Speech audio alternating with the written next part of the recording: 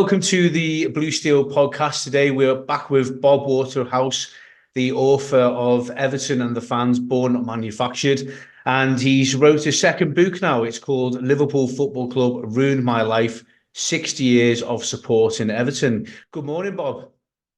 Hi, Chris. Nice to meet you again. Nice to meet you. I think it's been just over a year. I'd Yeah. like to say a lot's changed, but we seem to be in the same position over the last couple of years. Sadly not.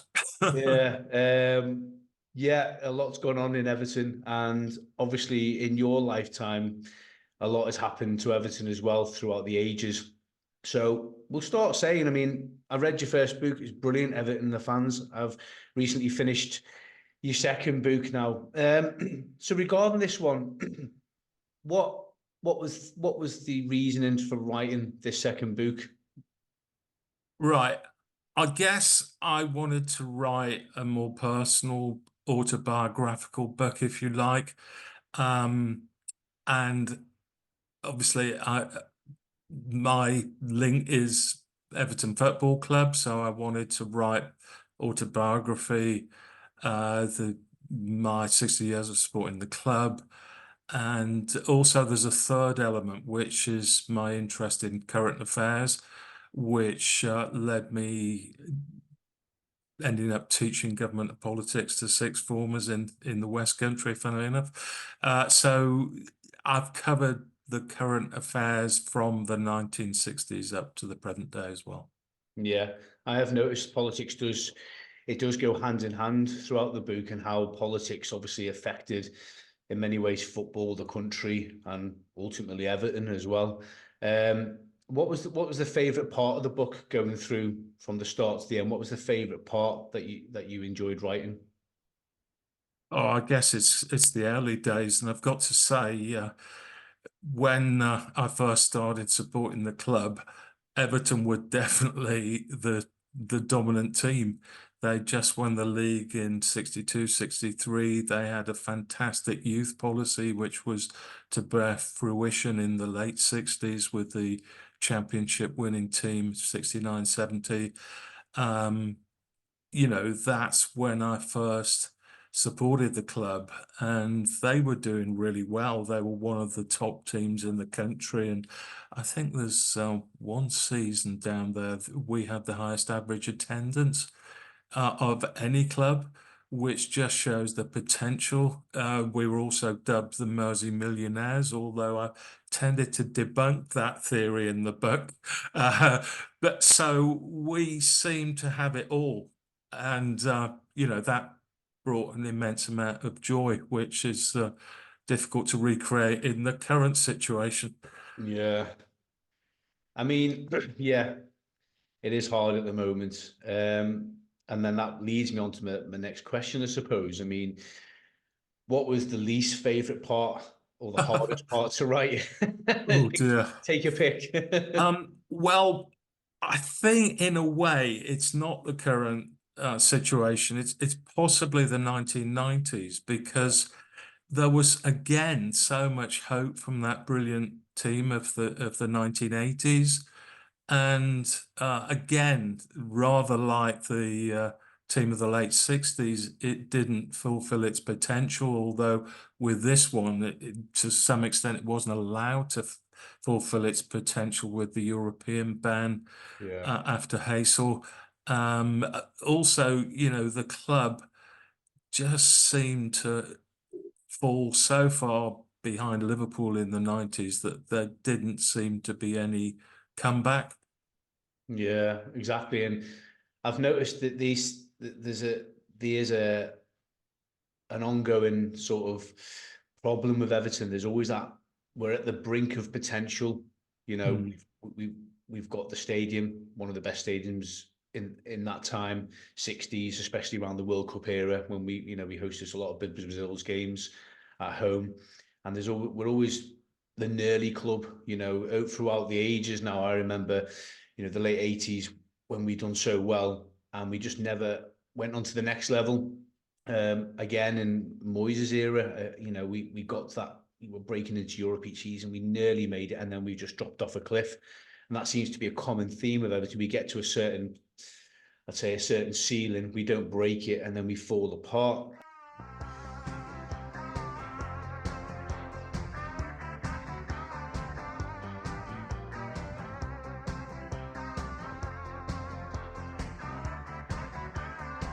And this enigmatic character, Harry Catterick, who for me is right up there with Kendall as the two best ever Everton managers. But he was in ill health, and I think his control of the club was beginning to slip. He was an incredibly old-fashioned dictatorial authoritarian figure who had this famous black book for signing in if you were late to Belfield and stuff like this. And he didn't ever really gain the trust of the players. If you read the comments of Alan Ball in particular, and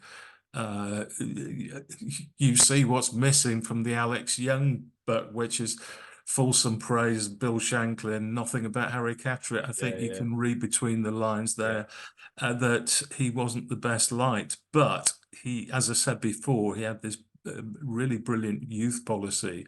And in the early to mid 60s, he was a supremo in the transfer market. Well, I would argue even by the late 60s, that was starting to fall apart. He messed up the all-time best midfield trio of Harvey, Kendall and Ball with this curious signing, Henry Newton, who didn't add any value to the team, disrupted things. And then I've got to say in the early 70s, he just made transfer signings one after one who were totally disastrous. So that was part of it. Also, I think he'd been outwitted by Shankly in the use of the media. He was always hostile to TV, and the Liverpool was being transmitted around the world and gained this favourable TV and press coverage, which Everton didn't. So we were falling behind, and eventually Shankly and Paisley, etc., outwitted Catterick with his youth policy, which had never been the case previously. And just things fell apart in the 70s really badly. We were supposed to be the team of the 70s. Well, it just never happened. Can you really pick a game that was the turning point for Harry Catterick? Yeah, I can pick two actually. Okay. Originally, this book was supposed to be called One Week in March 1971, which is a bit of an obscure title, and I had to broaden it. But there were two games, one of which I attended. First of all, we were in the European Cup, and we were one of the favourites in that competition. That's how long ago this is. And in the days when it probably was a Champions League, by the way, it was only Champions qualifying. And we were in the quarterfinals. We just knocked out a fantastic West German team, Borussia Mönchengladbach. And we were up against relative minnows of Panathinaikos, who adopted all sorts of dodgy tactics to get a draw at Goodison. Well, it was a scoring draw, and that was the fatal thing, because in the return leg, we had lots of dodgy refereeing decisions, possible bribery of the referee there. The fans kept the team up all night in Athens, and we were knocked out. A couple of days later, I was at Old Trafford for the FA Cup semi-final against Liverpool, and we were undoubtedly the superior team. Liverpool was in a situation of flux and change. They had a very young team, and unfortunately, Harry Catterick was ill, couldn't attend the match, and we took an early lead through Alan Ball, and Liverpool scored twice in the second half after Brian LeBone went off injured and was very curiously replaced by at centre back by I think it was Sandy Brown, who was totally dominated by John Toshak in the air, who laid off the 2 goals, which knocked us out. Personally, I don't think we've recovered from either of those matches ever.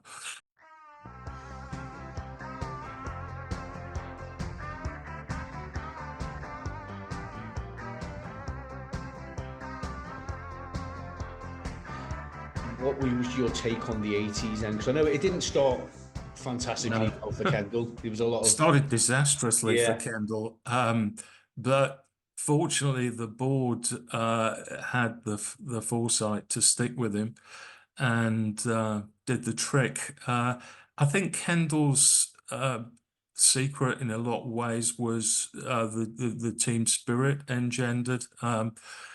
I guess one of the more controversial aspects of this book is my pretty negative references to the drink culture. But Yeah. actually, in the early days, it was a positive. It engendered this spirit of camaraderie and, which really gelled the team. I mean, I'd argue that individually, with the single exception of the great Neville Southall, that team didn't compare with certainly the superstars of the 60s team, but it had this team ethic and spirit which got it through. So it was our greatest ever team, probably not of individuals, but as a unit, definitely was. Yeah. It just shows you don't have to have the greatest players in the world to become one of the greatest teams. It's about the culture as well and the culture. I mean, there were no weaknesses. That in the 60s there were 1 or 2 weaknesses actually, but it was just a supreme unit. Obviously, we all know about the history of Everton, what we won in the 80s, and obviously there's always, again, like we said earlier, we hit our ceiling and then something out of our hands sort of takes that away. So from your viewpoint, the Heysel disaster obviously stopped all English clubs. We've spoke about this the previous time we met and we had the interview. Do you believe, and I know many people believe, and Gary Lineker believed at the time, that we could have went on and won everything and maybe sort of prevented us being in this position now, I suppose? Oh, it's such a shame. I never played in the European Cup stroke Champions League. I would have played that season with Everton, but they were obviously banned because of ISIL. I think I fancied us strongly to have won the European Cup. It's not, Champions League obviously these days is harder because there's more teams in it. But in those days, you would have a chance. And I think we'd have been strong favourites and very difficult to beat. It's quite possible. I mean, we just don't know, do we? Yeah. But certainly the team had the potential to dominate European football. And he himself would not have left the club if we had been dominating. And he was followed by Gary Stevens and Trevor Stephen to Rangers that were in Europe, and actually by Kendall leaving the club for Athletic Bilbao. So it does seem to be a huge factor. I wouldn't argue it's the only factor, but it definitely was a huge factor. Yeah. So again, I'll ask you then, in the 1980s, I mean, I think I know the answer from last time, but the greatest game, am I right in thinking it's going to be the Bayern Munich game? Yeah, it was, yeah, amazing atmosphere. And obviously it was a comeback because we went 1-0 down at half time, and all 3 goals were scored in the Gladys Street end in the second half. Incredible game. And yeah, the final, which I was also at in Rotterdam, was probably a bit too one-sided to emulate the Bayern Munich game. So there we go. But unfortunately, the quality of that team wasn't tested at the highest level. At what point do you think in the 1980s, obviously that the ban from Europe and the loss of Gary Lineker after being the top goal scorer of the season before, what is that the point where things started to fall apart from Everton to where we are now? Well, one of the factors I highlighted earlier in the book why Liverpool overtook Everton was the success of the boot room, which we've never really had. But in the late 80s, there was an attempt to emulate that when Colin Harvey, who'd been so successful as a coach under Howard Kendall, replaced him as manager. And, if you look at his record today, it actually looks pretty good. But, he had a hard act to follow, and he didn't follow it. And, he's a fantastic coach, fantastic guy. Unfortunately, I don't think he had the personality to be a manager. And I think things started to slip under his watch.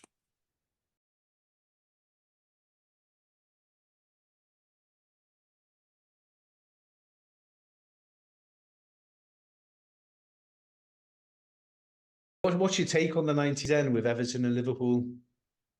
I think one of the things that really distinguishes both clubs in the 90s is youth policy. You just look at the gems that Liverpool unearthed. I may say many of whom originally supported Everton as well. Michael Owen, Steve McManamans, Stephen Gerrard's. We had no one comparable with that coming on. I did make a reference to Billy Kenny as possibly one that could have challenged that, but sadly he was never able to fulfill his potential that he showed in the early 90s with a man of the match display in a derby. So yeah, youth policy, they zoomed ahead, and continued to be better managed as well. Yeah. And I suppose, the 19, obviously we had the FA Cup win, and we've done nothing since then. Again, the season after we finished, I believe it was 6th, we've done pretty well under Joe. Yeah, I think that season there was a bit of hope there because if you remember, there was that famous derby we beat Liverpool at Anfield. Andrew Kanchelskis scored at least one of those goals, and for a time, that team was playing really well. And probably another controversial thing in the book is that the Duncan Ferguson thing. I've got to say, it's no coincidence in that match that he was injured and not playing.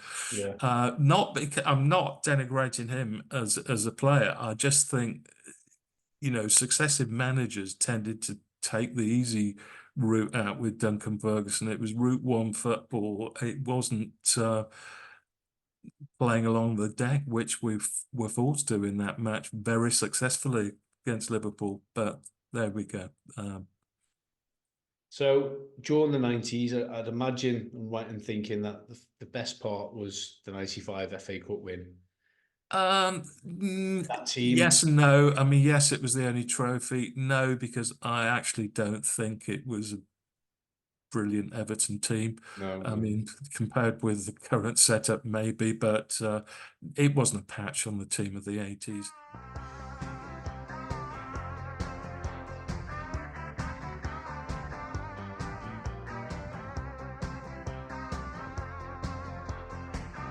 What's your take on the noughties, as they call it? Well, you look back on Moyes' record, and by current standards, it was pretty good, wasn't it? We're nowhere near European football at the moment. I can't remember how many times his teams qualified for Europe, but it was at least 3, possibly 4. We were on the fringes of the top 4, never quite. I think we made it on one occasion, didn't we? So at the time, it didn't seem that good because we were outside that top 4 and Liverpool was still dominant. But looking back on it, it was, with the resources Moyes had, he did an incredible job. Yeah, I watched something recently where he said we had brilliant players that were playing out of position a lot of times. He said Pienaar, Osman, some of the, and I don't know if you can draw comparisons to the 80s team where they weren't the greatest players around, but Yeah. you sort of got them working all in conjunction and very much on the same page. Yeah. You know, but again, going back to the title of your book, How Liverpool Have Ruined Your Life, it seems even though we were doing well in the 2000s, Liverpool seemed to go on and win. Other than the Premier League, they seem to win everything that over that period of time. Yeah, it seems to be a recurring theme, doesn't it? When Everton are doing reasonably well, Liverpool go on to another level. Yeah. And that's one of the most infuriating things of all. And they obviously nicked a few of our players over the years, one being Nick Barmby, which to this day I'm still not happy about. And he went on to win a trophy with them in European Cups, as in the UEFA Cup at the time, and Abel Xavier. So yeah, like you said, it is a common theme.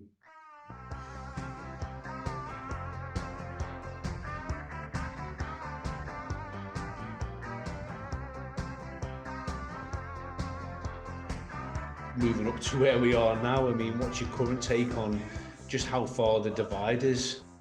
It's never been greater than at the current time.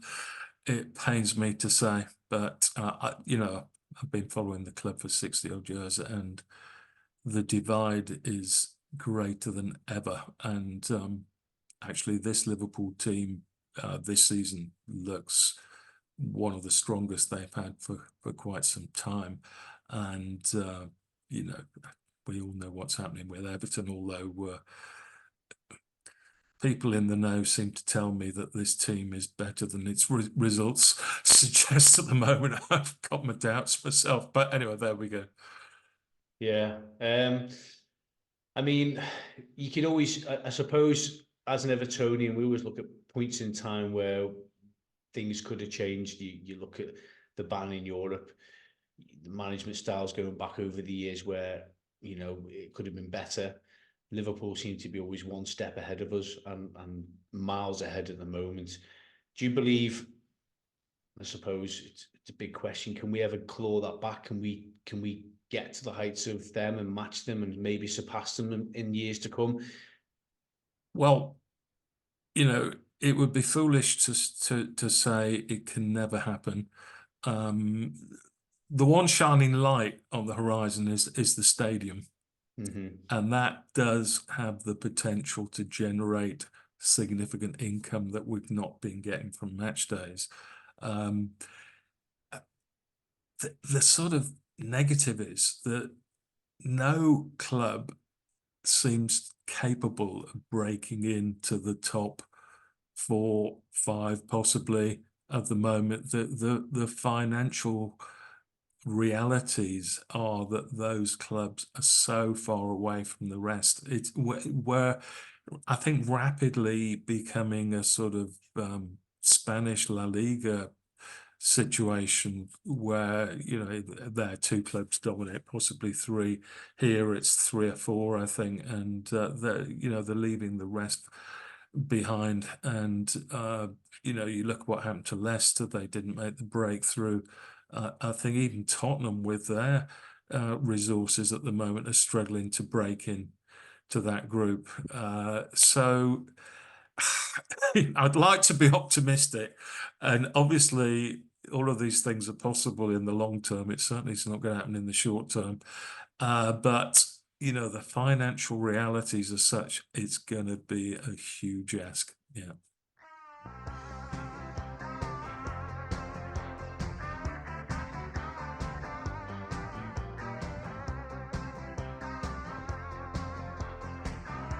The key points in time that have affected Everton from politics and from the different.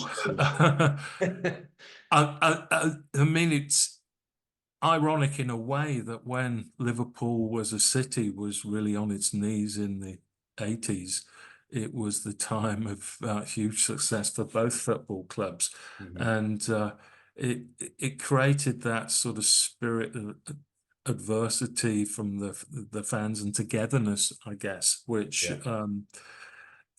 was a huge positive, really. You know, I remember seeing footage of the League Cup final in 1984, the first all Merseyside derby, and they were into it. Actually, they were very healthily in those days. Fans of both teams were on the same coaches. That's never going to happen again, No. unfortunately. But you know, a majority of the fans were unemployed, and it was such a huge thing in their lives, and you know, that was a big factor. You know, Liverpool is revived as a city, and you know, I have looked at things like the tourism industry and things like the Albert Dock, which had played a role in reviving the city. So there's been a few economic ups and downs, which I don't know if it directly affects the club. In some ways, there is that sort of togetherness out of adversity that was a big factor in the 80s, I think, for both fans and the club.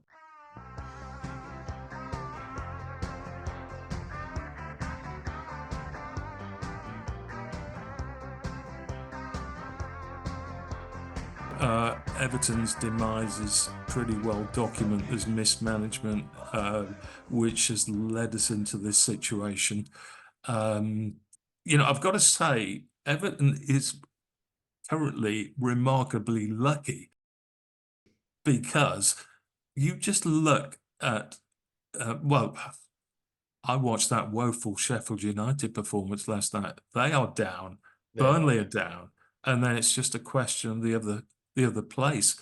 And you know, Luton and Notts Forest are our main, I think, challengers for that third place. So any other time, with the performance and the points total we've accrued, we'd be in serious trouble. We still are in serious trouble, obviously, but we could have been doomed by now. Yeah, most definitely. I think the last couple of years we've been relying on other teams' results, which Yeah, and that is not a good situation. It's terrible. You know, you constantly. I mean, I'm watching Everton and going, okay, right, we'll see what happens to Sheffield United. Oh, thank God Burnley got beat, or Luton got back to 2-2, and I was like, Jesus, and then they lost 3-2. And as a fan, you shouldn't be looking at other clubs. You should be focusing on your own club and looking forward. Absolutely not. What are your thoughts on Sean Dyche and his current squad? And I suppose, well, you know, he does seem to be the man for the crisis. But after that collapse on Saturday, I'm really starting to doubt that. But I mean, one thing for sure, he's not the man to take us on to the next level. He may be the man to get us through our current crisis. And I think he alluded to that one of his first interviews he'd done. He said, I don't know how long I'll be here, but as long as I'm here, for however long I'm here, I'll try and put my stamp on Everton Football Club and, you know, try and get them out of this predicament. So I think he understands that as well. I think so. It's just, you know, if anyone's interested in buying the book, there's still an incredible discount on Amazon. Don't ask me how Amazon work these things out, but it's something like, it's either 34% or 32%.